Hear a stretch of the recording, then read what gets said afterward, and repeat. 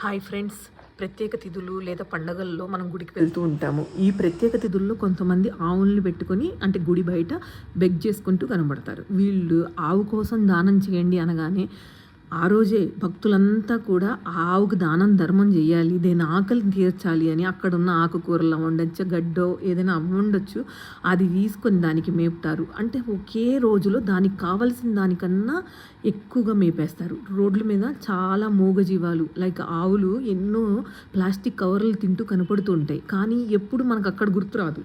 కనీసం ఈ గుడుల దగ్గర మాత్రమే భక్తి ఒకే రోజు గుర్తొచ్చిద్ది. ఆ ఆవులకు పెట్టాలి, ఈరోజు చేస్తేనే దానం ధర్మం మంచిది అనే ఫిక్స్ అయిపోయి చేస్తారో లేకపోతే ఏం చేస్తారో తెలియదు. ఆ ఆవుకి అవసరమైన దానికన్నా ఎక్కువ పెట్టి ఆవు ఎంత ఇబ్బంది పడుతుందంటే చూడటానికి అదొక టైప్ ఆఫ్ బిజినెస్ లాగా ఆవుకు కావాల్సిన దానికన్నా ఎక్కువ పెట్టి దాన్ని హింసిస్తున్నారనమాట. రోడ్డు మీద చాలా ఆవులు ఉన్నాయి. Please feed